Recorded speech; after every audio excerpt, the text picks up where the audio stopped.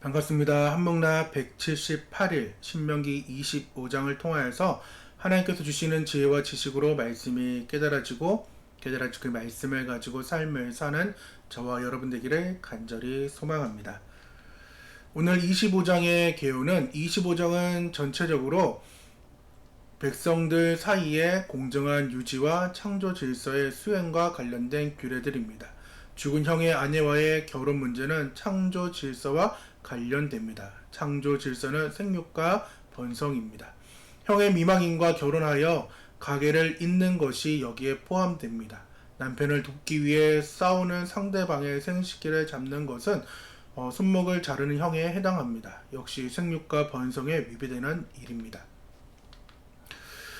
다음 주제는 앞 구절에 나오는 재판에서 태형에 관한 규례입니다. 태형을 내리되 40대를 넘지 말도록 했습니다.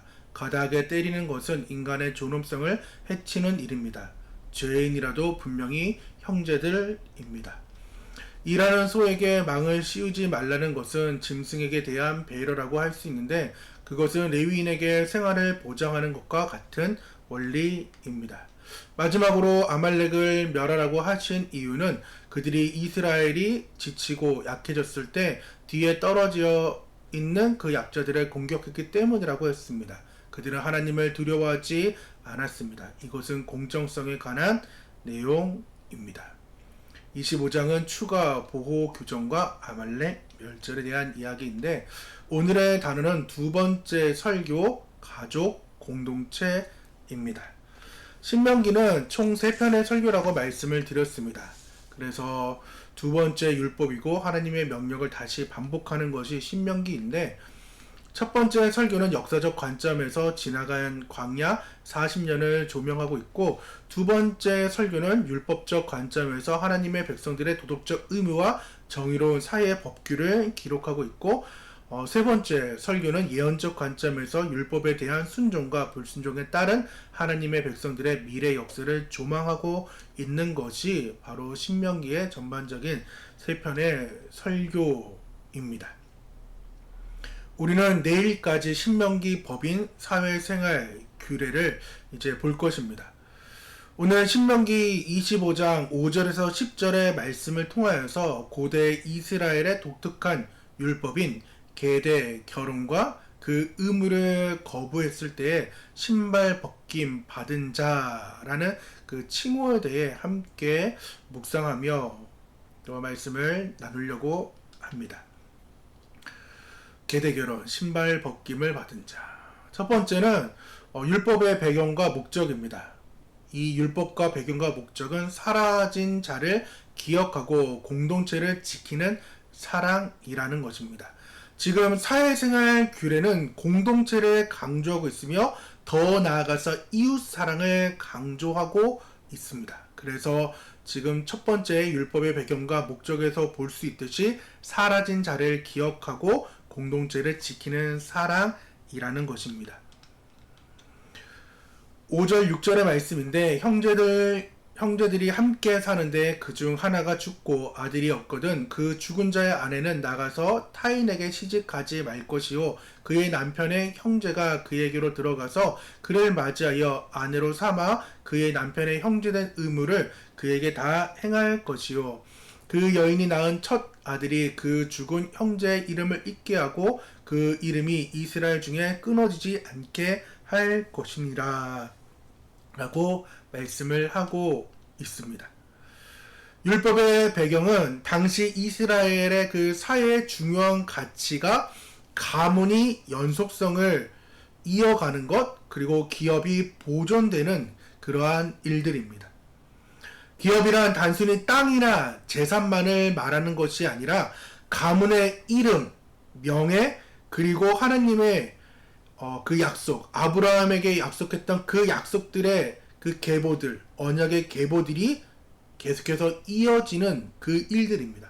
그래서 민수기의 슬로보앗의 5 딸들의 그 믿음에 대해서 우리가 민수기에 대해 보았다시피 그 기업, 즉 아빠가 아들을 낳지 못함으로 인해서 우리가 딸만 5인데 어떻게 해서 아빠의 이름이 우리 민족에게서 잊어질 수 있느냐에 대한 그 일로 인하여서 총 성경은 슬로봇의 5딸들에 대해 3번이나 등장하며 민수기에서 아주 큰 역할을 좀 보게 되었던 것을 우리가 민수기에 보았는데, 이처럼 아들이 없이 죽은 남자의 이름은 이스라엘 가운데서 끊어질 위험에 처했습니다.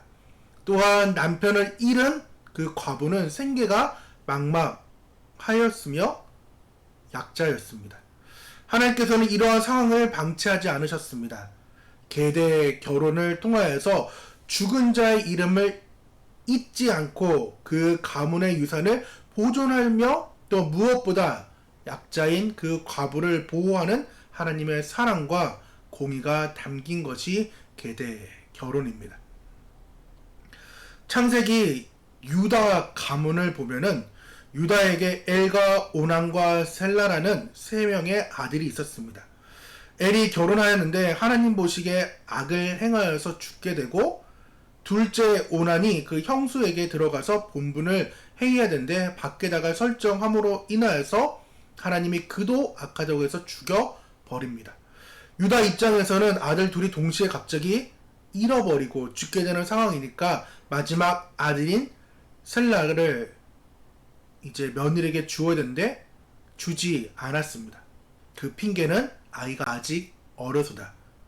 그 핑계를 내서 며느리에게 주지 않았습니다. 나중에 장성하여서 그 며느리에게 주어야 되는데 유다는 그 일을 계속하여 그 일을 차일피일 미루다 보니까 이 유다에게 지금 며느리 다말이 이제 꼬시기 시작합니다. 그래서 그 꼬시는 상황으로 인하여서 다말이 아기를 갖게 되는데, 그 상황으로 인하여서 다말이 죽게 될 상황에 놓이고 유다는 그 다말을 죽이려고 할 때에 이제 그 징표를 준 사람이 유다라는 것을 다말이 보여주고, 이제 유다가 다말에게 하는 말입니다.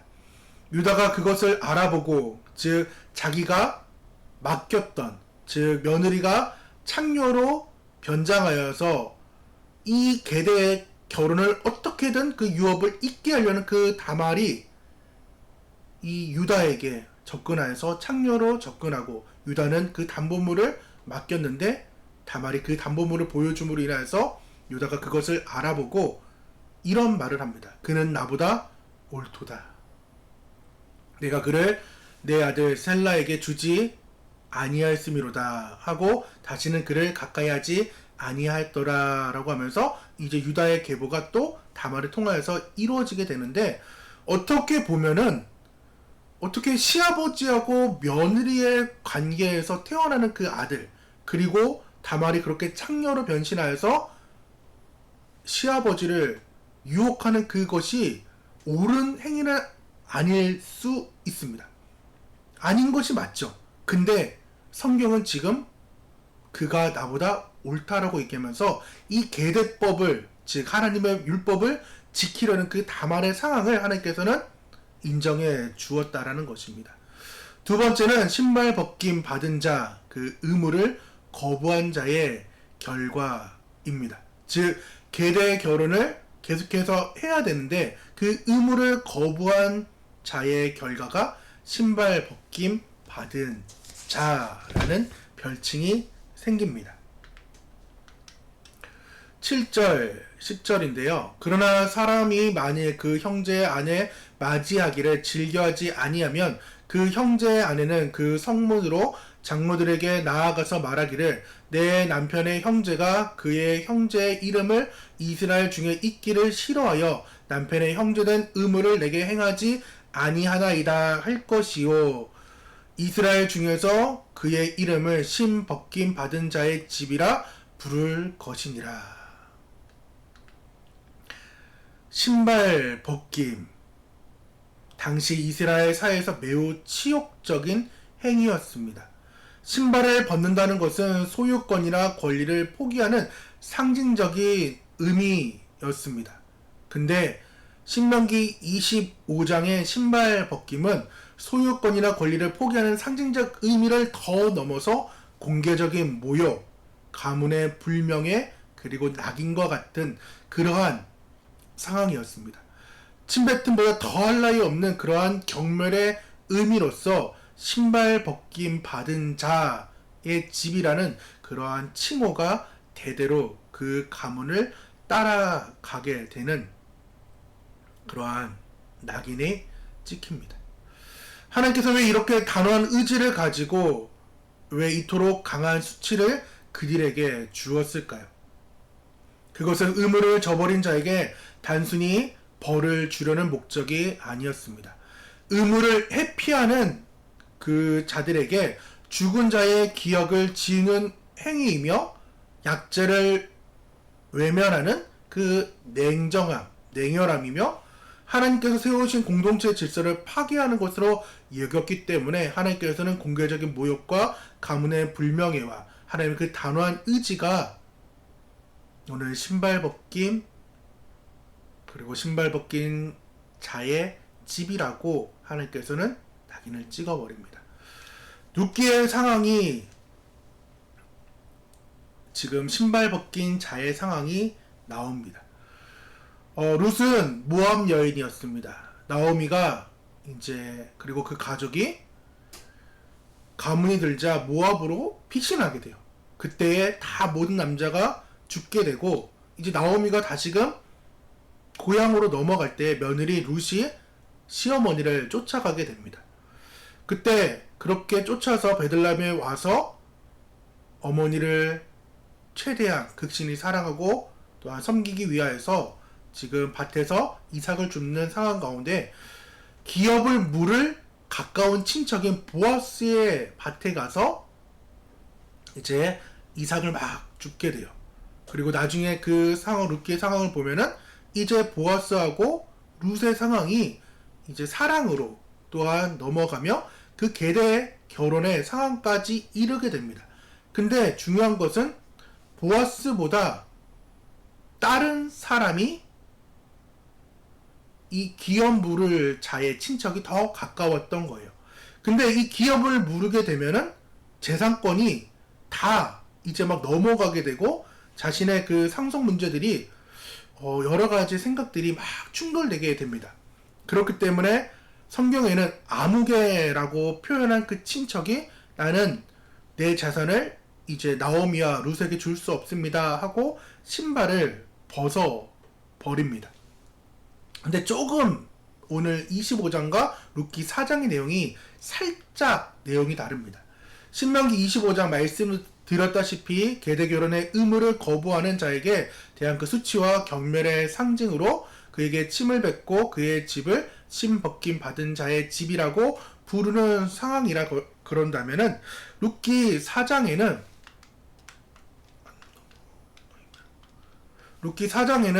기업 물을 권리를 포기하고 다른 사람에게 넘겨준다는 법적 계약과 포기의 상징입니다. 그래서 계속 증명되었다 이런 것들이 룻기 4장에 나옵니다. 이는 공개적인 합의와 거래의 완료를 의미합니다. 아무개 친척은 수치를 당하는 대신 자신의 권리를 공식적으로 보아스에게 양도하는 행위로 신발을 벗은 것입니다. 물론 룻기의 그 계대 결혼을 의무를 거부했던 점에서는 신명기 25장의 그 율법과 유사한 상황이지만은 룻기에서는 직접적인 그 수치보다는 법적 절차의 완결에 더 초점을 맞추고 있습니다. 저도 룻기를 보았을 때는 여기에 대해서 신발 벗긴 그 수치스러움에 대해서 보았는데 이번 25장을 좀 함께 보면서 법적인 그 완료형으로 쓰였다는 것을 좀 깨닫게 되었습니다. 말씀을 이제 정리하면은 오늘 신명기 25장을 통하여서 약자에 대한 사랑과 돌봄을 우리는 볼 수 있습니다. 주변의 과부와 고아, 가난한 이웃을 향한 우리의 무관심은 영적인 신발 벗김으로 이어질 수 있습니다. 즉 하나님께서 우리에게 대해서 신발 벗김을 받은 자의 집이라고 이야기할 수 있다라는 것입니다. 그렇기에 객과 고아와 가부와 그리고 레위인들에게 그 사랑을 우리는 줄 알아야 됩니다. 진정한 사랑은 희생이 따릅니다. 내일까지 살펴보겠지만은 하나님을 사랑한다면은 당연하게 우리는 이웃을 돌봐줄 줄 알아야 됩니다. 요즘 21장부터 지금 25장까지 그러한 공동체하고 이웃을 함께 보면서 요즘 그 마음이 계속해서 더 붙여 느껴집니다. 하나님을 온전히 뜨겁게 사랑하고 동일한 마음으로 가족과 이웃을 사랑하는 저와 여러분 되기를 간절히 축원합니다. 오늘 25장의 3읽기는 사랑하는 가족을 위해 나는 무엇을 하고 살아가고 있는지, 더 나아가 친척과의 관계는 좋은지 함께 살펴보며 이웃을 더욱더 사랑하며 나아가길 원합니다. 우리 같이 기도하도록 하겠습니다.